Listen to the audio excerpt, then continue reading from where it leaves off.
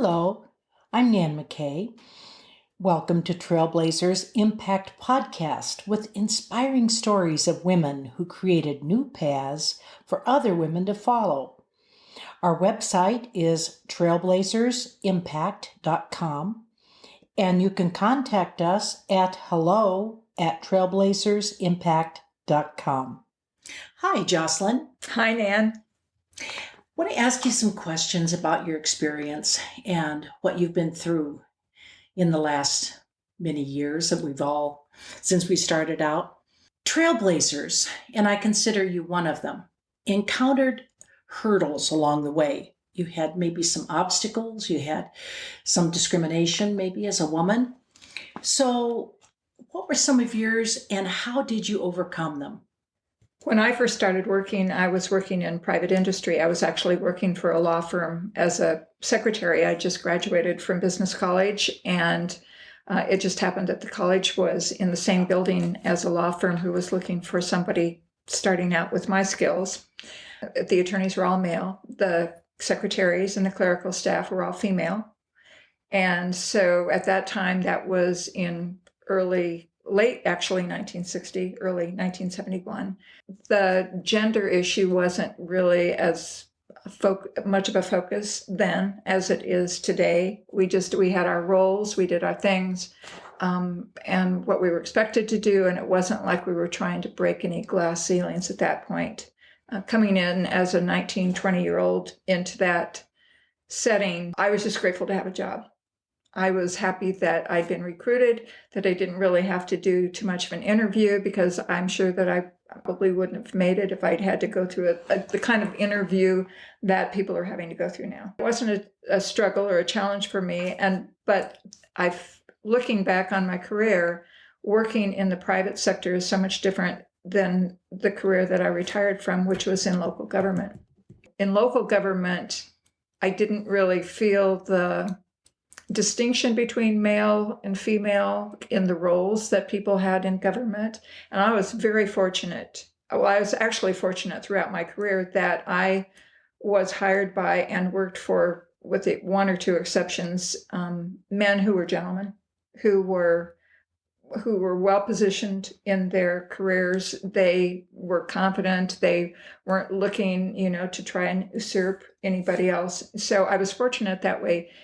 But I think there was more of the gender issues looking back in the private sector than there were in government. Government, you kind of have to be pretty careful about the way you can conduct yourself, I suppose, as opposed to the private sector. So hurdles, probably until I got into a job that I had just before I retired. I didn't know anything about government. I was a complete novice. I had no idea what a public servant meant. I didn't know really too much about customer service or good customer service. And when I started working, I worked for about 2.5 years in more of an administrative position in the town manager's office. And then I was approached by another town manager who asked me if I wanted to become the town clerk. I said, sure, if it'll give me some upward mobility, because there was no place really for me to advance in the position that I was holding at that time. And I was clueless. It was truly by the grace of God and my boss. I learned. It was on-the-job training for me. Nobody goes to school to be a town or a city clerk. There just isn't a program for that in any college that I'm aware of. It's just seat-of-the-pants training, hands-on. You learn how to do it. But fortunately, because of the skill set that I brought with me, it was easier for me, maybe it was more difficult for me than it would have been for somebody who didn't have as much education as I had. So I'm kind of hearing you say, even back to the attorney position days, the law firm, I'm hearing you say that there still were roles back then. Absolutely. That you played. And if you had a law degree, getting a job perhaps in that law firm in that period of time, would that have even been possible? That's interesting, because it was the third or fourth job that I had, I was working for a hospital association in California, and it was the first time that I met a female lawyer who was working for our association. And that was kind of like, really, well, she must be, something else, to be a lawyer and working for the organization I was working for. I didn't know of any other females prior to that in my first job working for a lawyer. They were all men. Was that pretty much accepted? Yes. If you wanted to be something other than a secretary, what would you do? You became a nurse or you became a teacher. Or if you were just or you became a model, or you became something that was just, it was still a traditional role, but that might be a bit out there. But I was trying to think of things that people do. Most people I know weren't actors or actresses, so they tended to take traditional roles. And I grew up in a small town in Northern California, and it was very traditional. It was somewhat conservative. So the exposure wasn't there really for me to know what was going on. The law firm I worked for had an office in San Francisco as well. And even then, there were no female attorneys there in like I said, the late 60s, early 70s. So when you went to work for the city, you applied as a secretary? I applied as the executive assistant to the town manager. Okay. And what was an executive assistant position back then? If I remember right, it was kind of a secretarial position. A little bit of a glorified secretary. It was a glorified secretarial position. And at the time, I was the second person who applied for that position who had a bachelor's degree. The people who held my position previously did not have degrees. So that was back in the mid to late 90s. And more people were coming into the workforce with degrees in various kinds of positions. I think that's probably one of the reasons that I was hired, is because I did have the bachelor's degree at that point.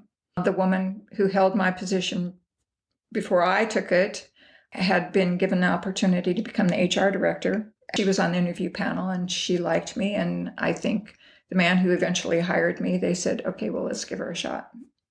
Which was kind of interesting to me because I'm not a native Arizonan. And when I moved to the Tucson area back in the early 90s, it was very difficult to penetrate the job market here unless you were native or unless you knew somebody. And coming from out of state and being I was in my early 40s at the time. I didn't have a network built up. So I was going on interviews for at least 6 months before I was even given an opportunity. I either didn't have enough skill or I had too much. Thinking back on those days, what event or person would you say impacted most to who you are today? I don't know that I could identify one person. I feel blessed that I actually was hired by people who gave me opportunities, who were there to provide opportunities and I think that my desire to be good at whatever I was doing, hopefully it came through in the interview process, and that may have been one of the reasons, but I can't think of anybody in particular other than my dad. My dad, I looked up to, idolized. He was a college professor. He gave me my love of books and my love of learning, and probably it would have been my dad, but not necessarily anybody I worked with. Is that why you got your degree? No, that's another story. I got my degree because I felt like I was not able to compete without it. I felt that I felt diminished, I think, in some ways because I didn't have the degree. And growing up in a house, both of my parents were teachers, and I was a little bit of a rebel. And I said, no, I don't want to do that. I don't want to go to college. And they didn't really force me into it, but I said, I want to get out in the world. I want to see what the world's like. I'm going to go find myself a job. Actually, I was 42 before I finished my bachelor's degree. I finally went back and I took some classes and finished that up. And then after I had started working for the town, I went back and got my master's degree. So you were working and finishing your bachelor's and still working full time, or did you take some time off? I had finished my bachelor's degree. I was not working at the time I had finished my bachelor's degree. I finished that in 94, and then I started working in 96. What influence do you feel that your father, who you really looked up to, had on the career that you chose, or how did he feel about you working? It's unfortunate, but my father died before I really found my wings with a career. I felt that I was sort of, prior to that, just sort of moving from one job. I didn't go from one job to another regularly. I think I stayed in most of my positions for at least 10 years, which is kind of unusual these days. But then there was a lot more loyalty to the employer back in the 60s and 70s and maybe going into the 80s, at least from my perspective. I think my father had grown up in an era where you didn't give a lot of kudos to anybody. It wasn't a, hey, good girl, I'm proud of you, and all that kind of stuff. Most of the time it was just a look on his face that I could tell, like, okay, that's good. And when I started working for the law firm, he was proud of that, I think, only because the law firm that hired me, he knew the lawyers, the partners, and they were in social groups that my dad belonged to. So he thought that was kind of a cool thing. But I didn't get a lot of support from my parents growing up to say you can be and do anything you want to do. And I think that it would be that would be the thing that I missed the most. And I think if I'd had more confidence, I probably would have pursued something that I really wanted to do. I thought I wanted to be a nurse. I just thought that would be the thing to do. But then I struggled with math. And I thought, there's no way I'm going to be able to pass, all of that stuff. So I really didn't try. So do you think that your mother supported your full-time work or your career choice? Only insofar as that I was able to take care of myself and I wasn't dependent upon the family for financial aid. But no, I really don't see that as being a big benefit. I know they cared about me, but I don't think it really mattered to them what I did. I can relate to it because with my mother, she always thought it was not a good thing that I was working and that I wasn't home doing one of the either a more typical career or taking care of the family. That's interesting. I don't have children. I was a latchkey kid. And because both of my parents were working when I was little growing up, I had a grandmother and a great aunt who lived in the house with my family. So they would kind of watch me after I got home from school. But basically, I was kind of on my own. So I think that my parents would have been probably more surprised if I had decided to, say, get married, settle down, have kids, and raise a family and not work. I think it was just sort of like, yeah, that's who you are. That's what you do. What do you feel, looking back, is your more important contributions that you have made? I think delivering good customer service, relating to people on a certain level. Some people you're just never going to relate to, but I had a really aha moment when I was working for the town. And this was early. I became town clerk. And somebody came into the office and was irate over the fact that we had let some flags at the airport get kind of tattered and we had to replace them and fix them. And when I went out to the lobby to speak to this man and listen to his complaint, my first thought was, I have to defend my organization. I have to, this man, I just kind of have to let him cool his jets, and I have to really take over and say, no, this isn't a bad thing. It wasn't a good thing, but it wasn't a bad thing. And I don't know what happened, Nan, but all of a sudden I realized I didn't have to let my ego get in the way of this man. And I didn't have to let my ego get in the way of defending my organization. At some point, I realized that he had every right to his opinion. He had every right to come in and complain about it. He was a veteran. He was upset over the condition of the flags. And I just looked at him and I said, you're right. We shouldn't let those flags get in that condition. I said, but one of the things that I need to tell you is we don't have a large staff to go out and monitor that kind of thing all the time. So it would be really helpful if you see that, you could call and let us know and we can go change those flags. And you could just see this man sort of deflate. I mean, he was really ready to do battle. And that was probably the most important lesson that I ever learned, that everybody has an opinion, and you can deal with that kind of a person in such a way that you're not you're not demeaning your group, your organization, or any of the value that your organization provides. Just let people have their say, admit to what is wrong, and say, how can we work together to find the solution? What can we do together? I never heard from him again after that, not a word. So I think he just, I think maybe he just wanted to blow off some steam. But he doesn't know that that was one of the most important lessons I ever learned. So I think just listening to people, hearing them, really hearing them. And I'm not normally good at that, because I'm usually trying to defend a position. And so I'm getting what I want to say out there ahead of the game, instead of, just turning that off and listening. That was probably the most important lesson that I learned about myself, and the most important thing that I contributed. And I carried that with me. I actually ended up teaching some courses to incoming clerks at conferences. And I remember putting that out there right away. Leave your ego at the door, listen, and try to find solutions, together. How did you get from executive assistant to then city clerk? Now, tell me a little bit about city clerk. I guess there's a difference in states as to whether you're elected or appointed. Correct. And so how did that work in your life? Previous town clerk to me wanted to move into another position. And she wanted to work with, I think at that time it was Parks and Recreation. And so my boss at the time, who was actually the second person I worked for, and who was the second manager that I worked for, who came to me and said, look, you're not going to be able to advance much in this position if you stay here. He said, you're good at it, you're fine, that's not the issue. Would you be interested in taking over as a town clerk? It's really, I guess, my performance that prior to this position becoming available that led me to that. And it was him having some faith in me, I guess. And he knew that I didn't know anything about being a clerk. He knew that and was willing to give me a shot. So in that instance, I was very fortunate. So he may be one of the people that did influence your life.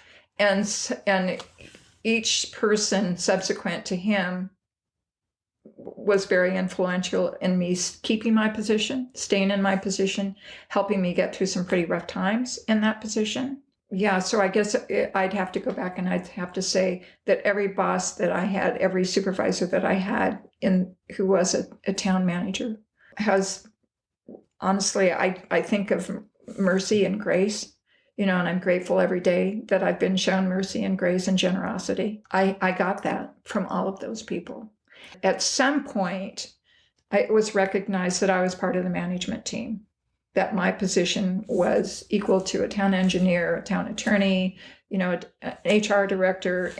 And although I don't think I ever felt equal to it, I was treated as though I was equal to that. And the pay wasn't necessarily equal, but it wasn't the conditions of, where you live. Southern Arizona is much different than Central Arizona, where Phoenix is. Salaries were higher. It was the market. What would the market bear? But I never felt that I was slighted in any way.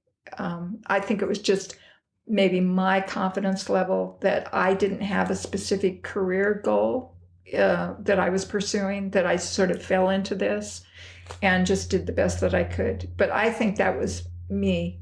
That was unique to me. I don't think that every city or town clerk would feel that way. Some advice to women today, where you say you didn't have a goal, you didn't really have a plan, what would you say? Pursue what's in your heart. There's something that you think that you really wanted to do, that you felt that you could be good at, go for it. Try it.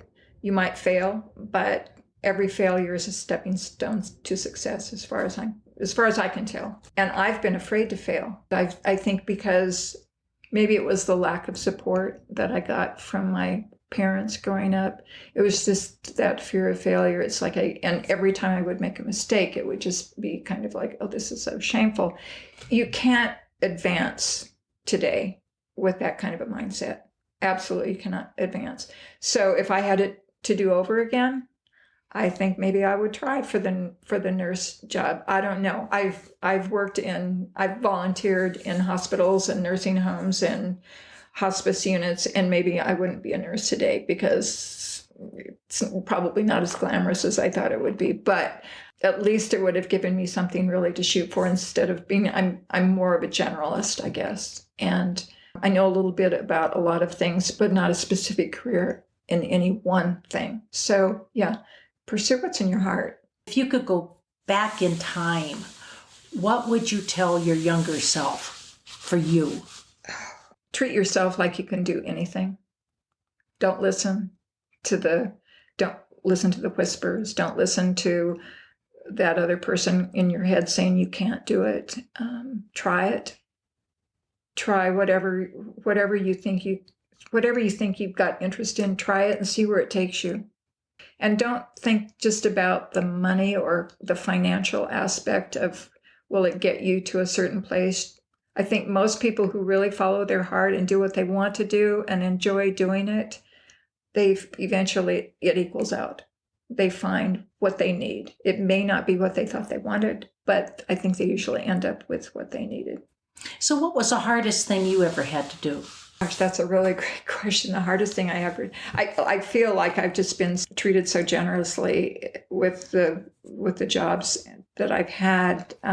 Or even in life, what would be the hardest thing? The hardest thing I had to do, I was diagnosed with breast cancer when I was 38. That changed everything for me. I found out that life is just, I thought to myself for years, oh my gosh, please, dear God, anything can happen to me. Don't let me get cancer. And all of a sudden, I guess I thought about it too much and there it came. I found out that my husband and I didn't really have a good relationship. I didn't feel a lot of support. I didn't feel a lot of connection.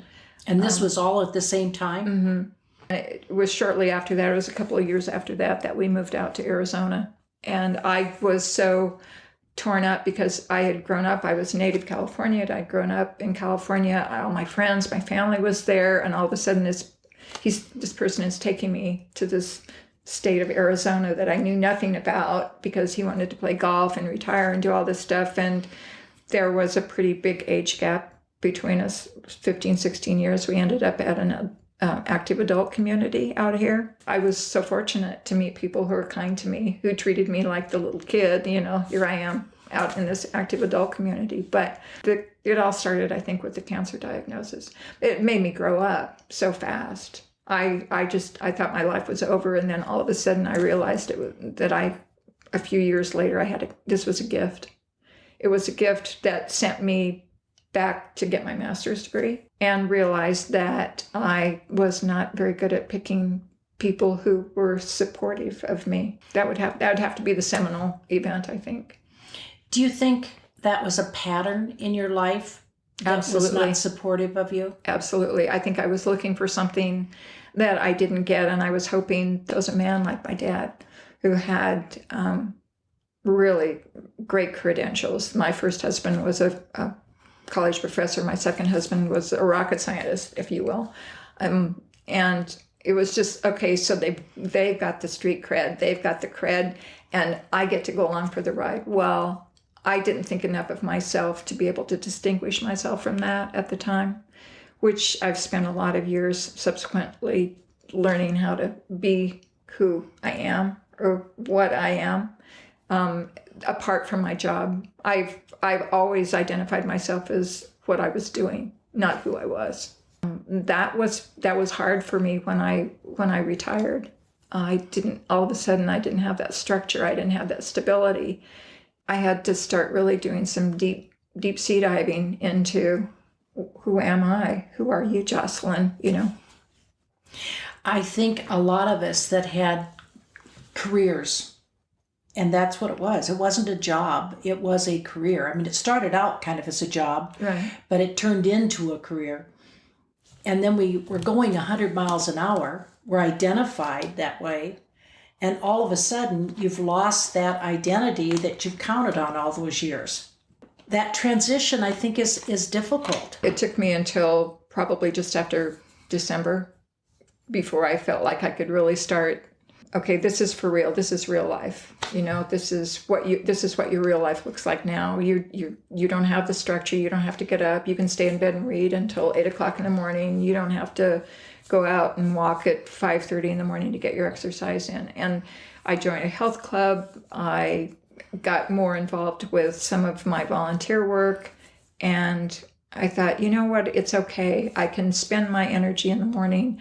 I can sit down in the afternoon. I can read a book. I can watch TV. I can do whatever I want to do. And I'm getting to the point where I don't feel kind of like I'm unproductive. I still feel like I should be doing something most of the time. And that's hard because I'm a fairly high energy person. It has been the roughest part of retirement. It's just figuring out who I am, what I'm doing. It's different when you're a single person and you're going through a retirement situation, that you don't have that other person in the house, whether it be a spouse, a partner, somebody else living in the house, that you can talk about things. I miss the socialization. I wouldn't call myself an extrovert by any stretch of the imagination, but I do miss that kind of daily socialization. Mm-hmm. And just, what's going on? How are you doing? That kind of thing. But I have a lot of friends and I do things. So it's neutralizing itself, I guess. So if I said, who are you now? What would you say? I have to say I'm a work in progress. Mm-hmm.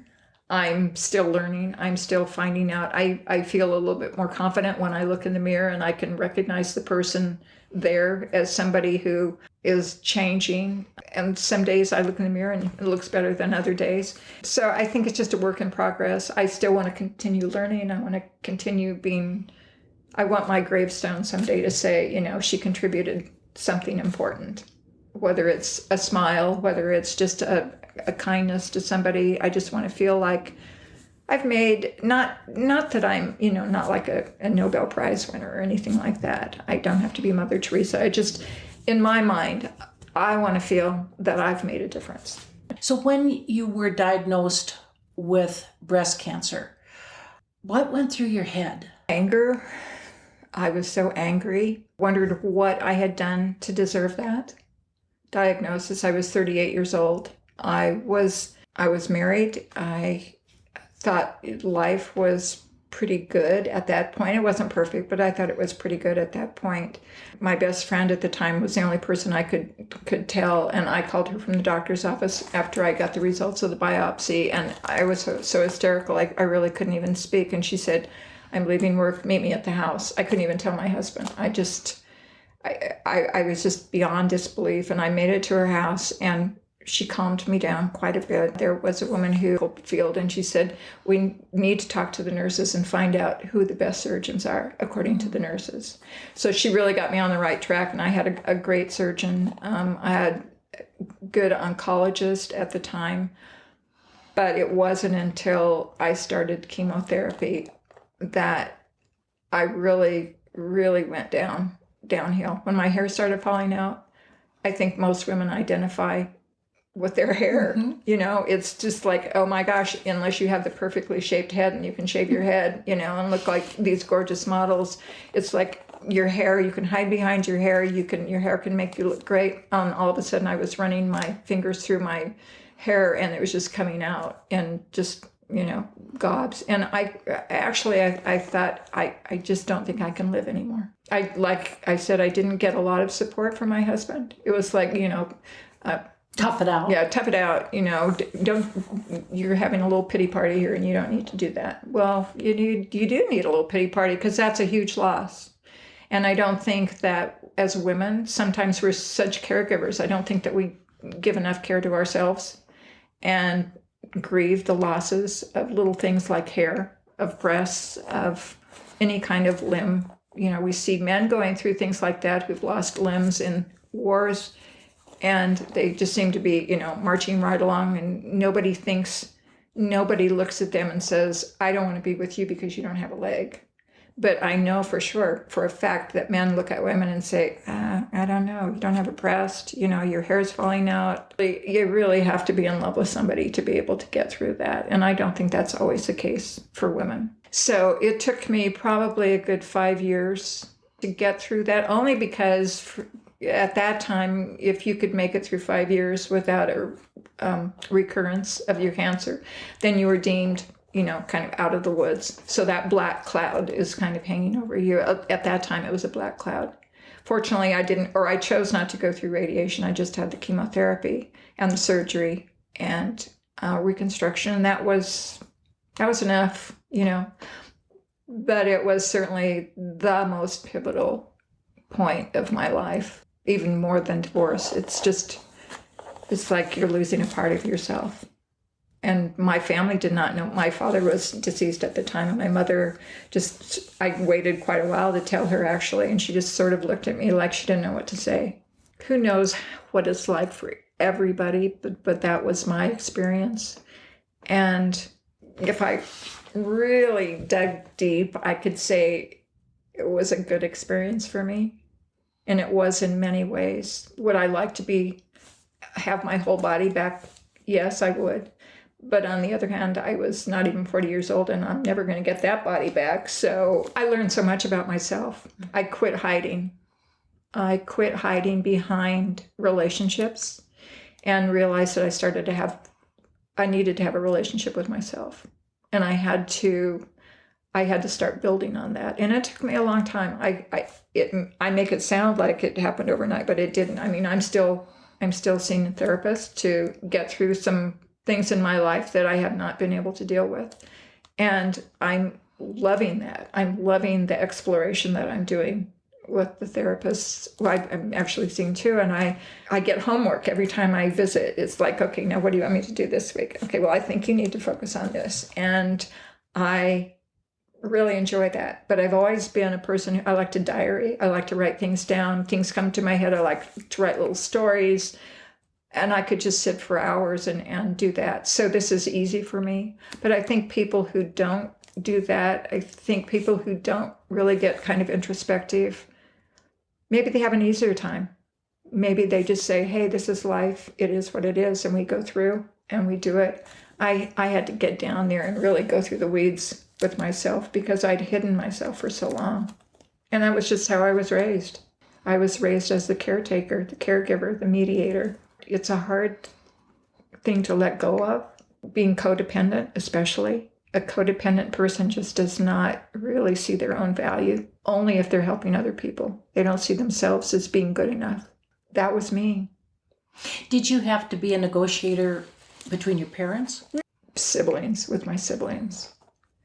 And then that really backfired on me because neither one of my siblings speaks to me anymore.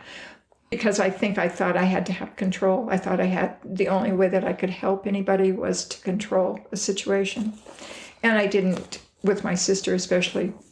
That's also been a learning experience for me. That learning how to detach with love, really, really difficult concept for me that I've only just in the last few years have begun to understand how that works. You don't detach from the person, but you just say, I love you and I want you to be able to live your own life without my interference. So it sounds like that's a hurt you've probably carried around for a long time. Forever. I'm not sure that I'm over it completely. And I know I'm not over it completely. You have to go through a lot of therapy to get over something like that. And I know that there are people who've had worse situations. I don't feel that I was ever physically abused or sexually abused. I feel that there was some psychological abuse, sometimes the looks that I would get from my dad or my mom, or if I said, I don't want to eat my dinner, it was like, it was more than the starving children in Africa aren't getting the food. It was like, you're a disgusting person. That's shameful, that's a shameful way to be. And it took me a long time to distinguish between guilt and shame. And I don't think I'm a bad person, which is basically shame. I think I've done some things that done some things behaviorally that I could say I feel guilty or I regret about.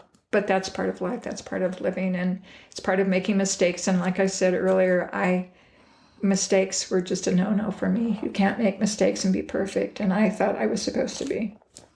It's amazing how much of those early lives influenced the rest of our lives in so many ways.